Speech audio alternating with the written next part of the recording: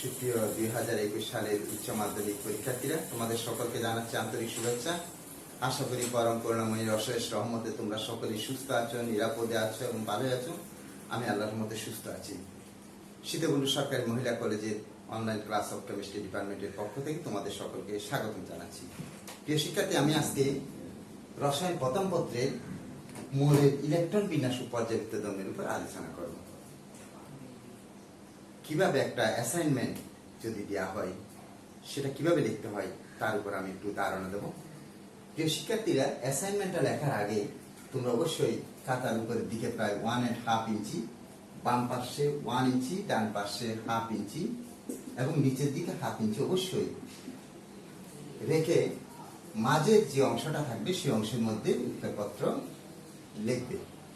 প্রিয় শিক্ষার্থীরা, যদি কোনো একটা অ্যাসাইনমেন্ট দেওয়া হয় তাহলে অ্যাসাইনমেন্টটার অর্থাৎ কিভাবে শুরু করতে হবে, ফার্স্ট পেজে তো কভার পেজ থাকবে, থার্ড পেজে কি লিখতে হবে সে সম্পর্কে প্রথমে আমি একটু ধারণা দিচ্ছি। এখানে লিখবে HSC 2021, বিষয়টা লিখবে বিষয় রসায়ন, পত্র হচ্ছে প্রথম পত্র এবং বিষয় কোডটা লিখবে বিষয় কোডটা লিখবে 176 এবং শিরোনাম অর্থাৎ আমরা যেটা লিখবো, যে অ্যাসাইনমেন্টটা করা হবে তার শিরোনাম লিখবে যে মৌলের ইলেকট্রন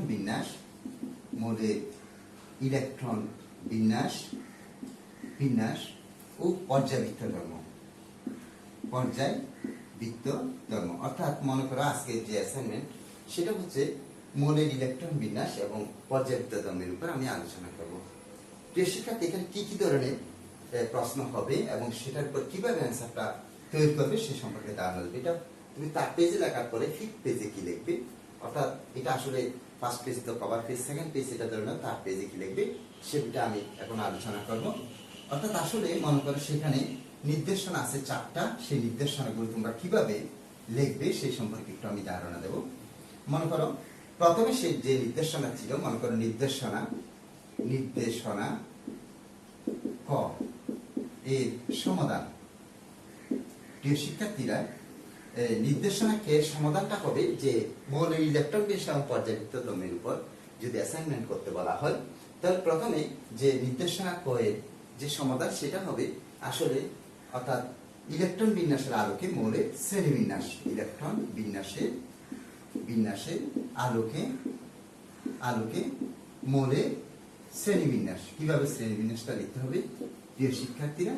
শ্রেণীবিন্যাস এটা হচ্ছে যে মনে করো ফার্স্ট পয়েন্ট, সেটার মধ্যে তুমি ইলেকট্রন বিন্যাসের আলোকে মৌলের শ্রেণীবিন্যাস লিখতে গেলে আসলে ইলেকট্রন বিন্যাসের আলোকে মৌলগুলোকে আমরা 4 ভাগে ভাগ করতে পারি, অর্থাৎ 4টা ভাগে বিভক্ত করতে পারি।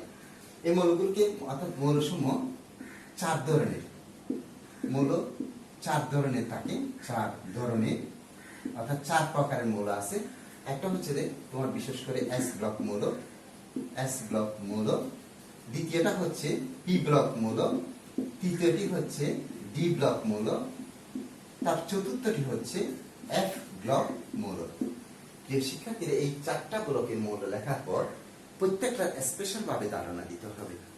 যে শিক্ষার্থীর এই যে তোমরা যে ইলেকট্রন বিন্যাসের আলোকে মৌলের শ্রেণীবিন্যাসের যে 4 ধরনের আছে সেই 4 ধরনের নাম লিখতে পারলে তোমরা 1টা নম্বর পাবে এবং এই যে 4টা ব্লক আছে প্রত্যেকটা ব্লকের স্পেশালি ধারণা দিতে পারলে বাকি 3টা নম্বর পাবে। প্রিয় শিক্ষার্থীরা, কিভাবে তুমি বাকি গুলো ধারণা দেবে সেই সম্পর্কে আমি ধারণা দিচ্ছি। মনে কর প্রথমে আমি S ব্লক অর্থাৎ দ্বিতীয় পয়েন্ট S ব্লক মৌল সম্পর্কে আমরা বলবো। S ব্লক মৌল সম্পর্কে বলতে গেলে প্রথমে S ব্লক মৌলের সংজ্ঞা দেবে, যে প্রথমে তোমাদেরকে সংজ্ঞা দিতে হবে। সংজ্ঞা কি? যে সকল মৌলের সর্বশেষ ইলেকট্রনটি S উপস্তরে প্রবেশ করে তাদেরকে আমরা S ব্লক মৌল বলবো। S ব্লক মৌলের অবস্থানটা বলবে, অবস্থান কোথায় তার অবস্থানটা আছে। বিশেষ করে পর্যায় সারণী গ্রুপ 1, গ্রুপ 2 এবং গ্রুপ 18 এর হিলিয়াম পরমাণু, এই 3টা গ্রুপে সাধারণত S ব্লক মৌলগুলো অবস্থিত। তবে 18 গ্রুপে শুধুমাত্র 1টা মৌল আছে। এরপরে তার সংখ্যা অর্থাৎ তার সাধারণ ইলেকট্রন বিন্যাস দেবে। সাধারণ ইলেকট্রন বিন্যাস কিরকম ইলেকট্রন বিন্যাস? সাধারণ ইলেকট্রন বিন্যাস হবে যেমন S ব্লক মৌল সমূহের সাধারণ ইলেকট্রন বিন্যাস হচ্ছে NS1 বা NS2। তবে NS1 বা NS2 সেখানে N এর মান সাধারণত কি হতে পারে, অর্থাৎ 1 থেকে 7 এর মধ্যে যে কোনো মান করতে পারে। প্রিয় শিক্ষার্থী, এদের সংখ্যা কয়টি সংখ্যা থাকে? বিশেষ করে এস ব্লক মৌলের সংখ্যা হচ্ছে 14টি এস ব্লক মৌল আছে। এবং একটা উদাহরণ দেবে, যে কোনো একটা উদাহরণ দেবে। মনে করো তোমরা ম্যাগনেসিয়াম মৌলে কেউ ম্যাগনেসিয়াম দেবে, কেউ সোডিয়াম দেবে, কেউ মনে করো পটাশিয়াম দেবে, কেউ ক্যালসিয়াম দেবে। এরকমের এই যে 14টা মৌলের মধ্যে যে কোনো একটা মৌলের উদাহরণ তোমরা এখানে লিখবে। প্রিয় শিক্ষার্থী, লেখার পর লিখবে যে এই এস ব্লক মৌলগুলো সাধারণত 3 ধরনের মৌল এখানে আছে। একটা দুইটা মৌল হচ্ছে অধাতু, আর সেখানে ক্ষার ধাতু আছে 6টা এবং ক্ষার ধাতু 6টা। অধাতু যে আমি দুইটা বললাম সেই মৌলগুলোর নাম লিখবে, যে হাইড্রোজেন এবং হিলিয়াম। এবং যে ক্ষার ধাতু বললাম, ক্ষার ধাতু কাকে বলে সেটা বলবে। অর্থাৎ যে সকল মৌল পর্যায় সারণী গ্রুপ 1-এ অবস্থিত, বিশেষ করে হাইড্রোজেন ছাড়া, তাদেরকে সাধারণত আমরা ক্ষার ধাতু বলে থাকি। এই ক্ষার ধাতুগুলো সাধারণত পানির সাথে বিক্রিয়া করে তীব্র কাজ উৎপন্ন করে এবং একটা রিয়েকশন দেখাবে। যেমন মনে করো পটাশিয়াম একটা ক্ষার ধাতু, এই পটাশিয়াম যখন পানির সাথে রিয়েকশন করবে তখন এখানে তীব্রকার পটাশিয়াম হাইড্রোক্সাইড এবং হাইড্রোজেন গ্যাস উৎপন্ন করে। এরকম দিয়ে তুমি লিখবে। এরপরে মৃৎক্ষার ধাতু সম্পর্কে বলবে, অর্থাৎ পর্যায় গ্রুপ 2-এ যে 6টা মৌল আছে সবগুলোকে সাধারণত আমরা মৃৎক্ষার ধাতু বলি। এদের নামগুলো বলা যাবে এবং যে কোনো একটা মৌলকে যদি মৃৎক্ষার ধাতু হিসেবে তুমি ব্যাখ্যা দিতে চাও, যেমন এগুলো সাধারণত যেমন ম্যাগনেসিয়াম, এই ম্যাগনেসিয়াম ধাতুটা পানির সাথে বিক্রিয়া করে ক্ষার উৎপন্ন করে, যেমন magnesium hydroxide plus hydrogen gas উৎপন্ন করে। এভাবে লিখতে অর্থাৎ এস ব্লক মৌল সম্পর্কে ধারণা কমপ্লিট হবে। প্রিয় শিক্ষার্থী, এরপরে তোমরা পি ব্লক মৌল সম্পর্কে ধারণা দেবে। পি ব্লক মৌল সম্পর্কে সংজ্ঞা দেবে। যে সকল মৌলের সর্বশেষ ইলেকট্রনিক স্তরে প্রবেশ করে তাদেরকে আমরা পি ব্লক মৌল বলে থাকি। এদের অবস্থান পর্যায় সারণী গ্রুপ 13 থেকে গ্রুপ 18 পর্যন্ত। হিলিয়াম ছাড়া 18 গ্রুপের হিলিয়াম ছাড়া বাকি মৌলগুলো হচ্ছে সাধারণত পি ব্লক মৌল। এবং এদের একটা সাধারণ ইলেকট্রন বিন্যাস আছে NS2 NP NS2 লিখবে, NP অর্থাৎ 1 থেকে 6 পর্যন্ত এরকমের সাধারণ ইলেকট্রন কনফিগারেশন, যেখানে N এর মান অবশ্যই 2 থেকে শুরু হবে, 2 থেকে অর্থাৎ 7 পর্যন্ত আমরা লিখতে পারি। বিশেষ করে সম্প্রতি 6টি মৌল আবিষ্কার হয়েছে, এগুলো সহ মিলে এদের সংখ্যা হচ্ছে 36 মৌল হচ্ছে কি পি ব্লক মৌল। বর্তমানে সম্প্রতি যে মৌলগুলো আবিষ্কার হয়েছে সেগুলো হচ্ছে নিউমোনিয়াম, একটা হচ্ছে 113 যে মৌলটা আছে সেটা হচ্ছে নিউমোনিয়াম। শিক্ষার 113 হচ্ছে নিউমোনিয়াম, ফ্লেরোনিয়াম 114 হচ্ছে ফ্লোরোনিয়াম FL, তারপর হচ্ছে 115 মক্সোনিয়াম MC, তারপর হচ্ছে লিভারমোরিয়াম, এটা হচ্ছে 116, এটা হচ্ছে লিভারমোরিয়াম LB, 170 এটা হচ্ছে তোমার টেলেসিন হচ্ছে TS, আর 118 হচ্ছে অর্গানেশন অর্থাৎ UG। এই 6টা মৌল সাধারণত সম্প্রতি অর্থাৎ 2016 সালের আগ পর্যন্ত সময়ে এই 118টি মৌল আবিষ্কার হয়েছে, তাদের নাম দেবে। এই পি ব্লক মৌলের সাধারণত এই 6টা মৌল সহ মিলে আমরা সাধারণত 36 মৌলের সংখ্যা বলতে পারি। যে কোনো একটা মৌলের আমি ইলেকট্রন কনফিগারেশন মাধ্যমে তার ব্যাখ্যা দেবো। মনে করো হতে পারে ক্লোরিন, হতে পারে fluorine, sulphur, oxygen, carbon, silicon, এদের মধ্যে যে কোনো একটা মৌলের ইলেকট্রন বিন্যাসটি আমরা বুঝিয়ে দেবো যে তার সর্বশেষ ইলেকট্রনটি পি বস্তুতে প্রবেশ করেছে। প্রিয় শিক্ষার্থী, এই যে মনে করো পি ব্লকের মধ্যে কতগুলো গ্রুপের বিশেষ নাম আছে। যেমন গ্রুপ 15 এর মৌলগুলোকে সাধারণত আমরা বলে থাকি নিট্রোজেন। 15 গ্রুপের মৌলগুলোকে নিট্রোজেন বলে, নিট্রোজেন এটা একটু উল্লেখ করবে। অর্থাৎ শ্বাসরোধকারী মৌল, শ্বাসরোধকারী গ্যাস আমরা বলতে পারি যে নাইট্রোজেন গ্যাস। তারপর এই বিশেষ করে একে বলা হয় একটা গ্যাসীয় পদার্থ এখানে আছে, বাকিগুলো ধরতে গেলে কঠিন মনে করে থাকবে, অর্থাৎ এভাবে আমরা বলতে পারি কঠিন ধরনের। তারপর হচ্ছে গ্রুপ 16 যে মৌলগুলো আছে এগুলো হচ্ছে সালফোজেন অর্থাৎ সালফোজেন শব্দের অর্থ হচ্ছে আকরিক উৎপাদনকারী মৌল। সেখানে অক্সিজেন আছে, সালফার আছে, সেলেনিয়াম আছে, টেলুরিয়াম আছে, ফ্লুরিয়াম আছে।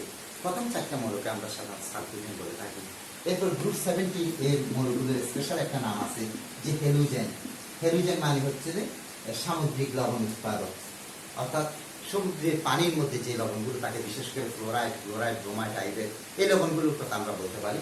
তারপর হচ্ছে যে গ্রুপ 18 এর মৌলগুলোর একটা নাম আছে যে সেগুলো হচ্ছে নিষ্ক্রিয় মৌল বা নিষ্ক্রিয় গ্যাস। এই নিষ্ক্রিয় গ্যাসের উপর তোমরা স্পেশালি কিছু ধারণা দেবে। তারপরে এখানে কিছু অর্ধধাতু আছে বা অপধাতু আছে, উপধাতু আছে, তাদের সম্পর্কে একটা ধারণা দেবে, যে বিশেষ করে boron, silicon, germanium, arsenic, antimony, tellurium, polonium, এই 7টা মৌল সাধারণত মেটালয়েড কম্পাউন্ড, মেটালয়েড এলিমেন্ট, অর্থাৎ এরা হচ্ছে অর্ধধাতব মৌল। তারপর উপধাতু বলতে পারি বা অপধাতু বলতে পারি, এদের এই ধরনের আমরা নামকরণ বলতে পারি। অনেক সময় প্রশ্ন আসতে পারে যে আর্সেনিক অর্ধধাতু কেন? অর্থাৎ আমরা জানি আর্সেনিক যদি অর্ধধাতু কেন এটা বলা হয়, তাহলে বলবে আর্সেনিকের মধ্যে কিছু কিছু ধাতু বৈশিষ্ট্য, কিছু কিছু অধাতু বৈশিষ্ট্য বিদ্যমান, সেই জন্য সেটাকে সাধারণত আমরা অর্ধধাতু বলে থাকি, উপধাতু বলে থাকি, অপধাতু বলে থাকি, অর্থাৎ মেটালয়েড বলে থাকি। প্রিয় শিক্ষার্থী, এইভাবে সাধারণত আমরা ডি ব্লক মৌল সম্পর্কে ধারণা কমপ্লিট করবো। এরপরে মনে করো আমরা ডি ব্লক মৌল সম্পর্কে বলবো। ঠিক একই রকম ভাবে আমরা ডি ব্লক মৌল সম্পর্কে বলতে পারি যে সকল মৌলের সর্বশেষ ইলেকট্রন ডি স্তরে প্রবেশ করে তাদেরকে আমরা ডি ব্লক মৌল বলে থাকি। এদের অবস্থান পর্যায়সারণী গ্রুপ 3 থেকে গ্রুপ 12 এর মধ্যে অবস্থিত। তারপর এদের সাধারণ ইলেকট্রন বিন্যাস আমরা লিখতে পারি। বিশেষ করে সাধারণ ইলেকট্রন বিন্যাসটা এরকম হবে, অর্থাৎ সর্বশেষ দুইটি স্তরে ইলেকট্রন কনফিগারেশন লিখবো 1 থেকে 10 এবং NS 1 থেকে 2 এই ধরনের হবে। অর্থাৎ যেখানে n এর মান 4 থেকে শুরু করে 4 এর বা তার চেয়ে 4 থেকে 7 পর্যন্ত n এর মান করতে পারে। এবং এদের সংখ্যা, এদের ডি ব্লক মৌলের সংখ্যা এমনি 40টা হওয়ার কথা, কিন্তু মনে করে এক ব্লক অর্থাৎ ল্যান্থানাম এবং ল্যান্থানামের পরে যে মৌলটা আছে, ল্যান্থানামের পরে না একটি নামের পরে যে মৌলটা আছে, বিশেষ করে মানে টোরিয়াম, সেই মৌলটা কিন্তু ডি ব্লক মৌল। সেই জন্য ডি ব্লক মৌলের সংখ্যা হচ্ছে 41টি ডি ব্লক মৌল আছে। বিশেষ করে মনে করো ল্যান্থানাম, অ্যাক্টিনাম এরও কিন্তু ডি ব্লক মৌল। ল্যান্থানাম, অ্যাক্টিনাম ছাড়া যে অ্যাক্টিনাম সিরিজে যে একটা মৌল যে টোরিয়াম, সেটাও কিন্তু ডি ব্লক মৌল। প্রিয় শিক্ষার্থী, এখানে এই যে 41টার মধ্যে যে কোনো একটা মৌল ইলেকট্রন কনফিগারেশন দিয়ে দেখাবে যে এটা আসলে মূলত ডি ব্লক মৌল। এরপরে এখানে কিছু অবস্থান্তর মৌল আছে, যেগুলো অবস্থান্তর মৌলের সংজ্ঞাটা দেবে। যে সকল মৌলের সুস্থিত আয়ন অবস্থায় ডি উপস্থিত ইলেকট্রন আংশিকভাবে পূর্ণ থাকে তাদেরকে আমরা অবস্থান্তর মৌল বলি। যেমন আয়রন একটা অবস্থান্তর মৌল, কিন্তু আয়রনের সুস্থিত আয়ন হচ্ছে আয়রন 2+, আয়রন 3+। এদের যখন ইলেকট্রন কনফিগারেশন দেখব তাদের সর্বশেষ অর্থাৎ তাদের ইলেকট্রন কনফিগারেশনটা অর্থাৎ ডি উপস্তরে অপূর্ণ অবস্থায় থাকে, অর্থাৎ 4s এর ইলেকট্রনগুলো চলে যাবে। এরপরে কোন সময় ডি উপস্থিত থেকে একটা ইলেকট্রন যাবে, কোন সময় যাবে না, F2+ এর ক্ষেত্রে যাবে না, F3+ এর ক্ষেত্রে যাবে, সেক্ষেত্রে মনে হয় D5 হবে। তাহলে এই যে আয়ন অবস্থা, সুস্থিত আয়ন অবস্থায় ডি উপস্থিত ইলেকট্রন যখন অর্ধপূর্ণ অবস্থায় থাকে তাদেরকে সাধারণত আমরা ডি ব্লক মৌল বলি। এটা বলে আমরা এই যে ডি ব্লক মৌলের সিরিজ অর্থাৎ 4 সিরিজের মৌল আছে, এগুলো লিখবে 3D অবস্থান্তর সিরিজ মৌল, 4D অবস্থান্তর সিরিজ মৌল, প্রথম অবস্থান্ত সিরিজ মৌল, দ্বিতীয় অবস্থান্ত সিরিজ মৌল, তৃতীয় অবস্থান্ত সিরিজ মৌল, চতুর্থ অবস্থান্ত সিরিজ মৌল। যেমন আমরা প্রথম অবস্থান সিরিজের মৌলগুলো হচ্ছে 3D ব্লক মৌল, আমরা বলি 3D ব্লক মৌলতে বলে থাকি। এবার মনে করো আমরা চতুর্থ অবস্থান সিরিজের মৌলগুলোকে আমরা 4, 5, 6D ব্লক মৌল বলে থাকি। প্রিয় শিক্ষার্থী, এইভাবে আমরা ডি ব্লক মৌল সম্পর্কে ধারণা দেবো। এরপর আসবে এক ব্লক মৌল সম্পর্কে, অর্থাৎ এক ব্লক মৌল তোমরা কাকে বলবে এই সংজ্ঞা দেবে। যে মৌলের সর্বশেষ ইলেকট্রনটা এক উপস্থিত যাবে তাদেরকে আমরা এক ব্লক মৌল বলে থাকি। এবং অবস্থানটা কি কোথায়? বিশেষ করে পর্যায় সারণী 6ষ্ঠ এবং 7ম পর্যায়ে গ্রুপ 3 অবস্থিত। এটা লিখবে। তাদের সাধারণ ইলেকট্রন বিন্যাসটা দেখাবে। সাধারণ ইলেকট্রন বিন্যাসটা কিরকম হবে, অর্থাৎ সর্বশেষ 3টি উপস্তরে আমরা ইলেকট্রন কনফিগারেশন দেখাবো। এখন হচ্ছে n-2 এক মনে করো 2 থেকে 40 n-1 b মনে করো 0 থেকে 2 ns 1 থেকে 2 এই ধরনের ইলেকট্রন কনফিগারেশন হবে। অর্থাৎ n-1 2 f 2 থেকে 40 n-1 b 0 থেকে 2 ns 1 থেকে 2। প্রিয় শিক্ষার্থী, এটা হচ্ছে তার সাধারণ ইলেকট্রন বিন্যাস। এদের সংখ্যা অর্থাৎ এক ব্লক মৌলের সংখ্যা হচ্ছে 27টি এক ব্লক মৌল আছে। যে সকল মৌলের সর্বশেষ ইলেকট্রনটা এক উপস্তরে যায়, এই ধরনের 27টি মৌল আছে। বিশেষ করে মনে করার যেটা 6ষ্ঠ পর্যায়ে অর্থাৎ ল্যান্থানাইট সিরিজের মৌল আছে 14টি, আর অ্যাক্টিনাইট সিরিজের মৌল আছে 13টি। এবং এই 14টি প্লাস তার সাথে ল্যান্থানামকে সহ মিলে আমরা ল্যান্থানাইট সিরিজ মৌল বলে থাকি। আবার অ্যাক্টিনাইট এবং অ্যাক্টিনাইটের সাথে যে তার সাথে ধর্মের সাদৃশ্যপূর্ণ আরো 14টি মৌলকে সহ মিলিয়ে আমরা এই 15টা মৌলকে আমরা অ্যাক্টিনাইট সিরিজের মৌল বলে থাকি। প্রিয় শিক্ষার্থীরা, যে এখানে 27টা মৌল আছে, যে কোনো একটা মৌলের আমরা ইলেকট্রন কনফিগারেশন মাধ্যমে ব্যাখ্যা করবো। আসলে এই মৌলগুলো এক ব্লক মৌল। যে শিক্ষার্থী এক ব্লক মূল সবগুলো আসলে দাতক পরমাণু এবং তারা ত্রিযুজীয় হয়, চতুর্যুজীয় হয়, এরকম হয়ে থাকে। তাদের যদি দ্বিযুজি থেকে শুরু করে ত্রিযুজি চতুর্যুজি বেশিরভাগ করে। তো শিক্ষার্থী এটা বলে আমরা নির্দেশনা করে অ্যান্সার কমপ্লিট করবো। এরপরে নির্দেশনা খ প্রশ্নের উত্তর যখন আমরা লিখতে যাবো তখন আমরা কি লিখবো, বিশেষ করে নির্দেশনা ক। এরপরে আমরা পর্যায়বৃত্ত ধর্মের মধ্যে যদি চিন্তা করে প্রথমে আমরা আইনীকরণ শক্তির কথা চিন্তা করতে পারি। যেমন আইনীকরণ শক্তি, আইনীকরণ শক্তিটা তোমরা কি দেখবে যে বিশেষ করে আইনীকরণ শক্তির সংজ্ঞাটা দেবে যে আইনীকরণ শক্তি কাকে বলে। সাধারণত গ্যাসীয় অবস্থায় কোনো মৌলের স্তর থেকে সবচেয়ে শীঘ্র যে ইলেকট্রনকে অসীম দূরত্বে নিয়ে যেতে যে পরিমাণ শক্তি প্রয়োজন হবে সেটাকে সাধারণত আমরা আইনীকরণ শক্তি বলবো। আইনীকরণ শক্তি লেখার পর একটা উদাহরণ দেবে, যেমন মনে কর সোডিয়াম ধাতু, দাতক পরমাণুর ক্ষেত্রে সাধারণত আইনীকরণ শক্তিটা করে থাকে যে গ্যাসীয় অবস্থায় যখন সোডিয়াম মৌল থেকে এক মোল ইলেকট্রন অসীম দূরত্বে নিয়ে যাব তখন কিন্তু এখানে প্রায় মনে করো 500 কিলোজুল পার মোল শক্তির প্রয়োজন হয়। অর্থাৎ বইয়ে দেখবে 495 বা 94 আছে, সেখানে 500 আমরা লিখতে পারি, 500 কিলোজুল পার মোল এটা লিখবো। এবং পর্যায়ে এবং গ্রুপে তার পয়েন্টটা থাকবে পর্যায়ে, পর্যায় সারণী গ্রুপ এবং পর্যায়ে, গ্রুপ ও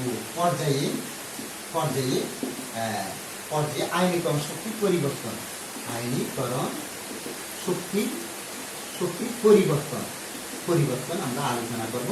যে আমরা জানি কোন একটা পর্যায় সারণী, বিশেষ করে কোন একটা পর্যায়ে বাম থেকে ডানে যতই যাবে ততই মৌলসমূহের আইনীকরণ শক্তি বৃদ্ধি পাবে, এবং গ্রুপের ক্ষেত্রে যতই উপর থেকে নিচের দিকে যাবে ততই আইনীকরণ শক্তি হ্রাস পাবে।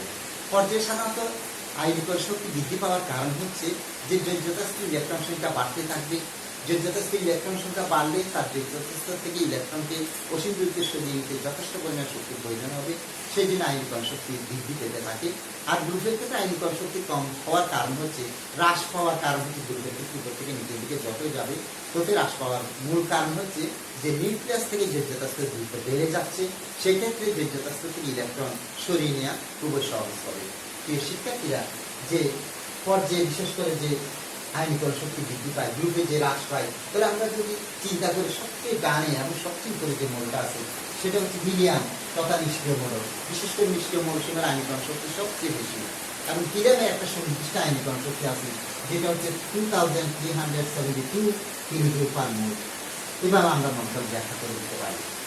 অর্থাৎ সর্বডানে এবং সর্বোপরি মৌলটা হচ্ছে হিলিয়াম এবং তার আইনীকরণ শক্তি সবচেয়ে বেশি। যে শিক্ষার্থী এরপরে আসবে যে পর্যায় সারণীতে, অর্থাৎ বিশেষ করে দ্বিতীয় পর্যায়ের মৌলসমূহের যে আইনীকরণ শক্তির ব্যতিক্রম ধর্মী হওয়ার কারণটা আমরা ব্যাখ্যা করব। যে দ্বিতীয় পর্যায়ে মৌলসমূহের আইনীকরণ শক্তির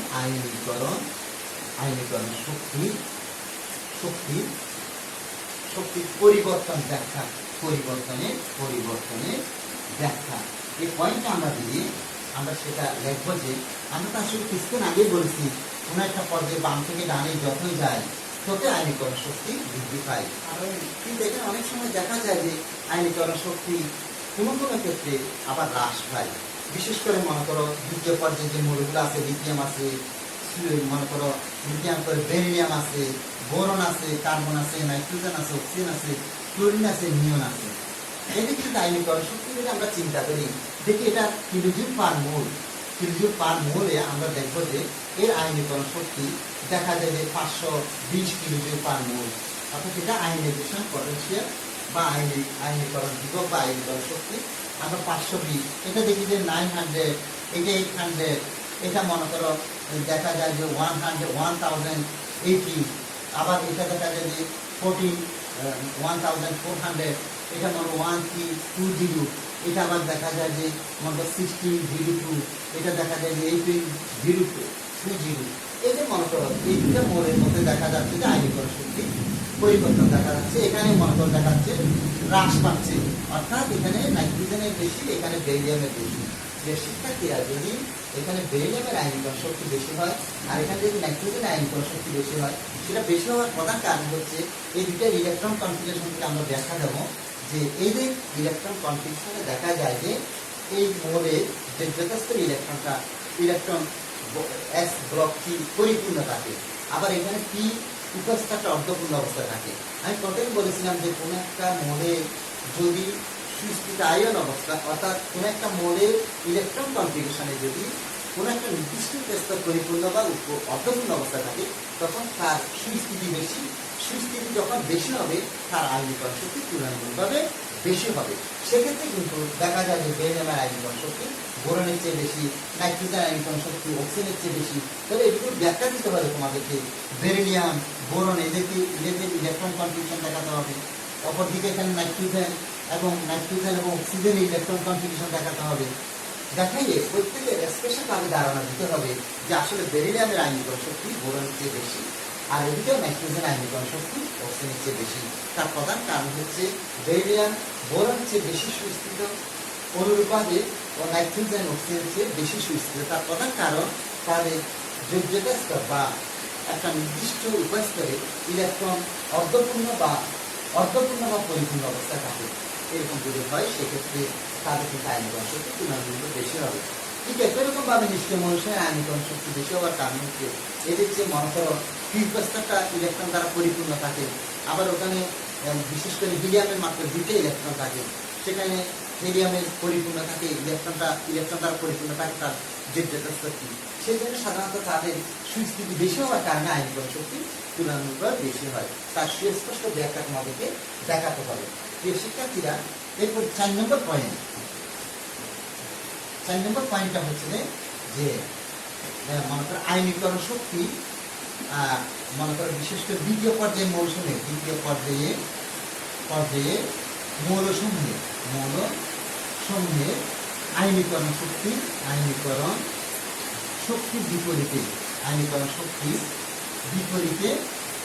বিপরীতে মৌলের লেখচিত্র অঙ্কন অথবা পারমাণবিক সংখ্যা অর্থাৎ বিপরীতে পারমাণবিক সংখ্যা মৌলও লেখা যায়, পারমাণবিক সংখ্যা লেখা যায়।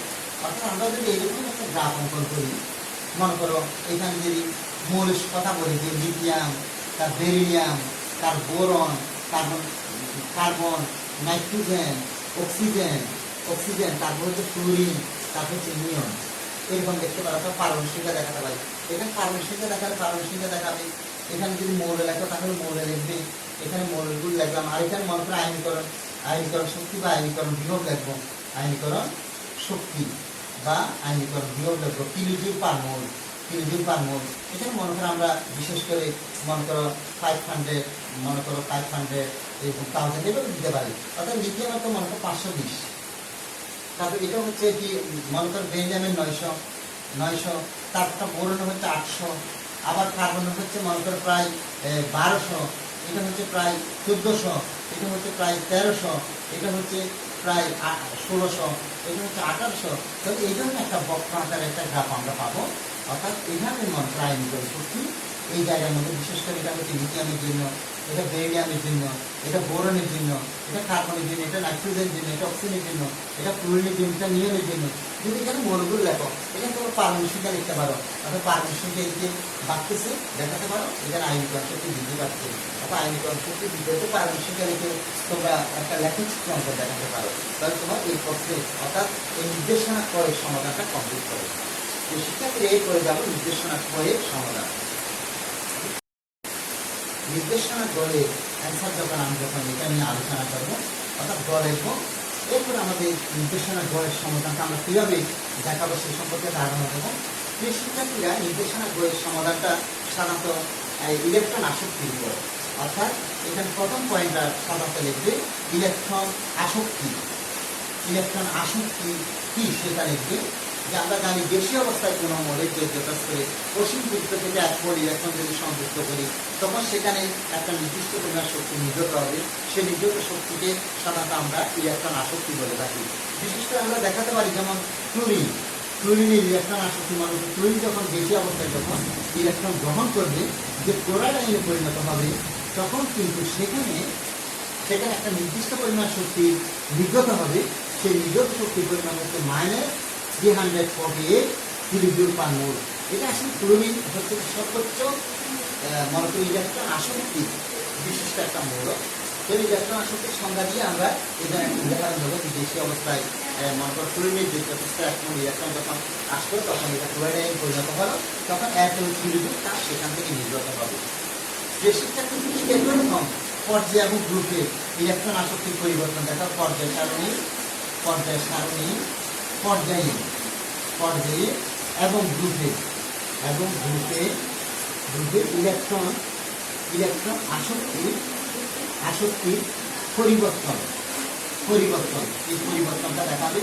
আমি বললাম যে একই রকম আয়নীকরণ শক্তি দেখবেন ইলেকট্রন আসক্তির ক্ষেত্রে ঠিক একই রকম ভাবে দেখবে যে পর্যায়ে যতই বাম থেকে ডানে যাবে ততই ইলেকট্রন আসক্তি বৃদ্ধি পাবে। তার কারণ হচ্ছে যে তাদের যেগুলো ইলেকট্রন বাড়তে থাকবে এবং যেগুলো প্রত্যেকে নিচে দিকে চলে যাবে ততই আয়নীকরণ শক্তি ইলেকট্রন আসক্তি হ্রাস পাবে। তার কারণ হচ্ছে যে যথাস্তরে মনে নিউক্লিয়াসের যে গুরুত্ব বেড়ে যাবে তাতে সেক্ষেত্রে ইলেকট্রন গ্রহণ করা তার জন্য মনে করো জটিল হবে, অর্থাৎ নিউক্লিয়াসের যে তার আকর্ষণটা কমে যাবে আগত ইলেকট্রনের। সেই জন্য প্রত্যেকে নিচের দিকে যতই যাবে তত ইলেকট্রন আসক্তি হ্রাস পাবে।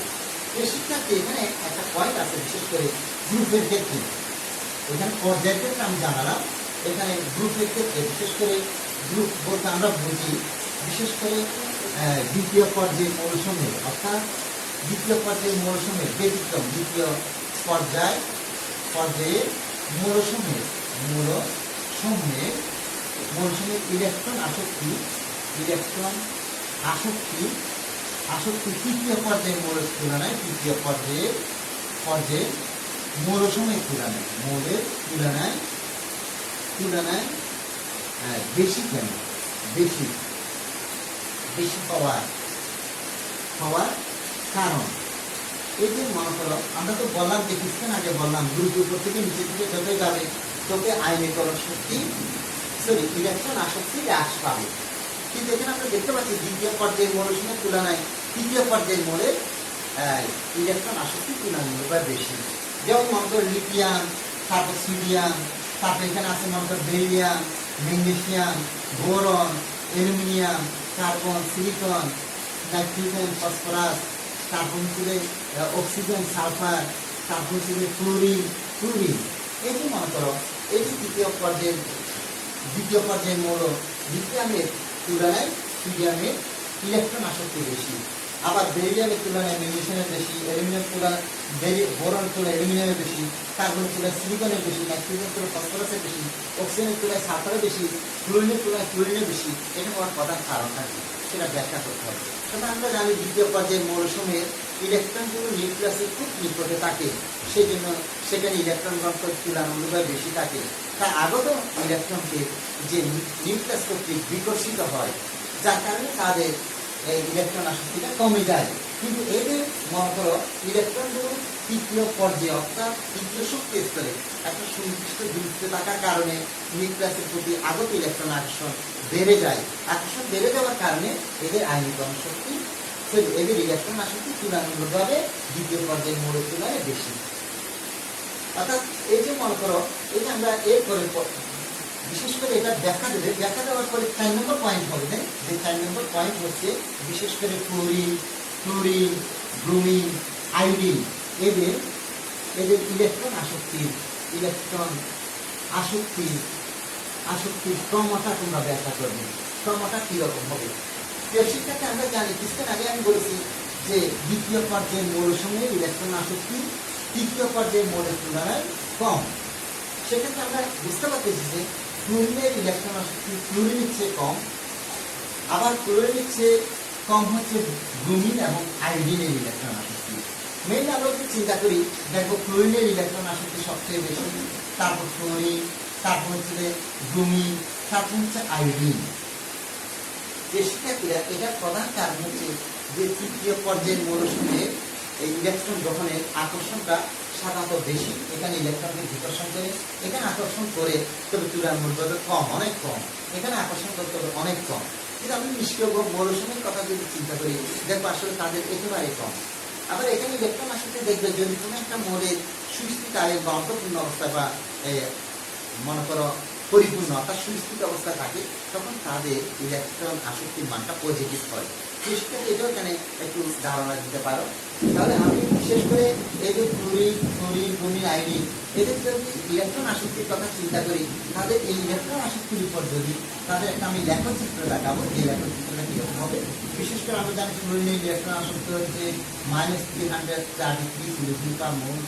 এই শিক্ষার্থী একটু মনে রাখবে যে ক্লোরিনের হচ্ছে -348 কিলোজুল পার মোল। যেমন মনে করো ব্রোমিনের হচ্ছে -320 কিলোজুল পার মোল। তারপর মনে করো আয়োডিনের ইলেকট্রন আসক্তি হচ্ছে -295 কিলোজুল পার মোল। যদি এভাবে যদি আমি তাদের গ্রাফটা যদি অঙ্কন করি, এখানে এই পয়েন্টের মধ্যে গ্রাফটা অঙ্কন করে দিতে হবে।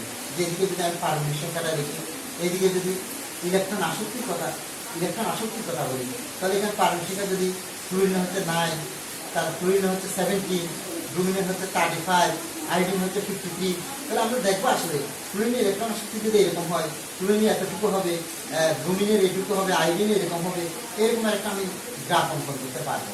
যে শিক্ষার্থী এই সংখ্যাকে আমরা একটা নির্দিষ্ট অনুপাতে এখানে বসিয়ে এই মৌলগুলোকে আমরা এভাবে তার পারস্পরিকের বিপরীতে, অর্থাৎ পারস্পরিকের বিপরীতে ইলেকট্রন আসক্তির যে লেখচিত্র, সেটা আমরা এখানে একটা নির্দিষ্ট দূরত্ব বজায় রেখে আমি এই মানগুলো এখানে লিখবো। আমরা লিখে এখানে পারস্পরিকটাকে দিয়ে এই মৌলকে এখানে চিহ্নিত করে ক্লোরিন ফ্লোরিন ব্রোমিন আয়োডিন। শিক্ষার্থী আমি আবার বলে দিতে চাচ্ছি যে আয়নীকরণ শক্তির ক্ষেত্রে ঠিক একই রকম ভাবে যে 520 বললাম তার যে মনে করো লিথিয়ামের আয়নীকরণ শক্তি, আবার মনে করো 2080 বললাম নিয়নের আয়নীকরণ শক্তি। এরকম মনে করো একটা মান এদিকে বসাইয়ে তোমরা এদিকে পারস্পরিকটা বসাইয়ে, তবে এখানে ঠিক একই রকম ভাবে তা পূর্বে নির্দেশনা করে সমাধানে তোমরা একটা গ্রাফ অঙ্কন করবে। এখানে একটা গ্রাফ অঙ্কন করে দেবে। শিক্ষার্থী এই গ্রাফটা হবে কি, অর্থাৎ ইলেকট্রন আসক্তির বিপরীতে পারমাণবিক সংখ্যার একটা লেখচিত্র অঙ্কন, অর্থাৎ পারমাণবিক সংখ্যার বিপরীতে যদি ইলেকট্রন আসক্তিকে যদি আমি সন্নিবেশিত করি, তাহলে আমরা নিম্নরূপ বা উপরোক্ত লেখচিত্র পেতে পারি। যে শিক্ষার্থী এটা এভাবে আমরা নির্দেশনা করতে গড়ের সমাধান কমপ্লিট করতে পারবো। এরপর আমি যাব যে নির্দেশনা গড়ের সমাধানটা সাধারণত আসবে তড়িৎ ঋণাত্মকতার উপর। তড়িৎ ঋণাত্মকতা প্রিয় শিক্ষার্থীরা প্রথমে তড়িৎ ঋণাত্মকতা কাকে বলে সেটা দেখবে।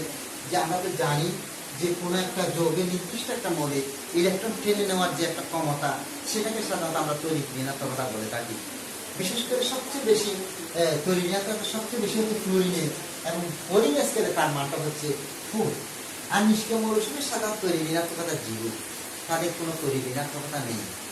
এবং আমরা যদি চিন্তা করি সর্ব ডানে এবং সর্ব উপরে যে মৌলটা আছে নিষ্ক্রিয় মৌলকে যদি বাদ দিই, তাহলে ফ্লোরিন হবে সর্বোচ্চ তড়িৎ ঋণাত্মক মৌল, এবং সবচেয়ে সর্বনিম্ন তড়িৎ ঋণাত্মক মৌল হবে সর্ববামে এবং সর্বনিচে যে ফ্রান্সীয় মৌল আছে তার তড়িৎ ঋণাত্মকতা সবচেয়ে কম।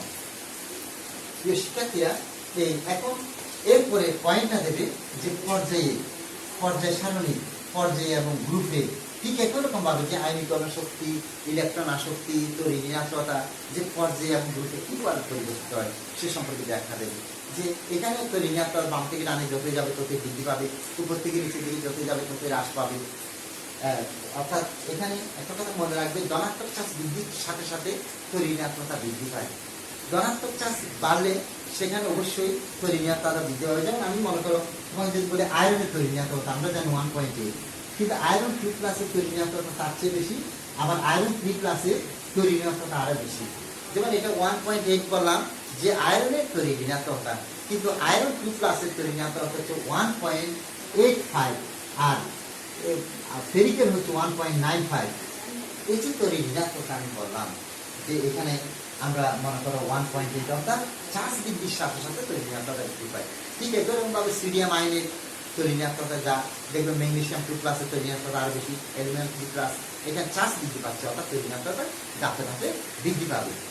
প্রিয় শিক্ষার্থীরা এই যে পর্যায় এবং গ্রুপে তাদের তড়িৎ ঋণাত্মকতা সম্পর্কে ধারণা দেবো। এরপরে সাধারণত এই যে মনে করো বিভিন্ন নিয়ামক, তড়িৎ ঋণাত্মকতার কতগুলো নিয়ামক আছে, যেমন পারমাণবিক আকারের উপর, এবং অর্থাৎ বিশেষ করে তড়িৎ ঋণাত্মকতার উপর বিভিন্ন নিয়ামকের প্রভাব। 3 নম্বর পয়েন্ট হবে তড়িৎ ঋণাত্মকতার উপর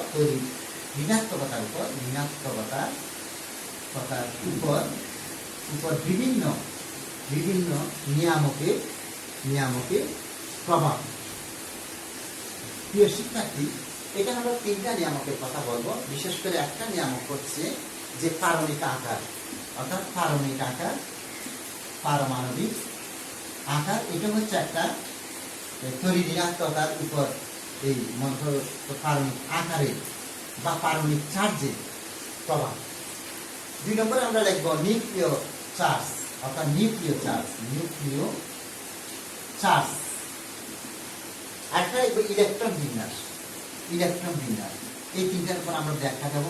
ইলেকট্রন বিন্যাস অর্থাৎ আমরা জানি পারমাণবিক আকার বৃদ্ধির সাথে সাথে সাধারণত ঋণাত্মকতা হ্রাস পায়। যেমন আমরা পর্যায়ে বাম থেকে ডানে যতই যাবে ততই ঋণাত্মক বৃদ্ধি পাবে। অর্থাৎ যুদ্ধস্থানে যখন ইলেকট্রন বাড়বে তখন আকারটা ছোট হতে থাকবে, তার নিউক্লিয়াসের প্রতি তার আকর্ষণ বাড়বে, সেক্ষেত্রে ঋণাত্মকতা বৃদ্ধি পাবে। আবার গ্রুপের মধ্যে উপর থেকে নিচের দিকে যোগ হয়ে যাবে, ততই দেখবে যে আকারটা বাড়তে থাকবে, ততই তার ঋণাত্মকতা হ্রাস পাবে। অর্থাৎ আকারের উপর সে ঋণাত্মকতা ব্যাখ্যাটা দেবে। নিউক্লিয় চার্জ যেমন বললাম, চার্জ বৃদ্ধির সাথে সাথে ধনাত্মক চার্জ বৃদ্ধির সাথে সাথে সাধারণত কি হয়, ঋণাত্মকতা বৃদ্ধি পায়। বিশেষ করে মনে করে এই যে মনে করে আমি ফেরাসের আয়রনের ক্ষেত্রে বললাম তার ঋণাত্মকতা হচ্ছে 1.8, ফেরাসের ক্ষেত্রে বললাম 1.84 বা 85, তার ফেরিকের ক্ষেত্রে বললাম 1.95। এরকম ঋণাত্মকতা মনে হয় চার্জ বৃদ্ধির সাথে সাথে বেড়ে যায়। এই সম্পর্কে ব্যাখ্যা দেবে। আবার ইলেকট্রন বিন্যাসের উপর ব্যাখ্যা দিতে পারে যে যথেষ্ট ইলেকট্রন বাড়তেছে ঋণাত্মকতা হ্রাস পাচ্ছে। গ্রুপের ক্ষেত্রে মনে করো হ্রাস পাচ্ছে, আবার পর্যায়ের ক্ষেত্রেও বৃদ্ধি পাচ্ছে। যে গ্রুপের ক্ষেত্রে উপর থেকে নিচের দিকে হ্রাস পাচ্ছে, পর্যায়ের ক্ষেত্রে বাম থেকে ডানে বৃদ্ধি পাচ্ছে। তার সর্বোচ্চ ঋণাত্মক মূল্য হচ্ছে মনে করো ফ্লোরিন। শিক্ষার্থীরা যে নির্দেশনা এর সমাধানের মধ্যে বিভিন্ন অর্থাৎ বিভিন্ন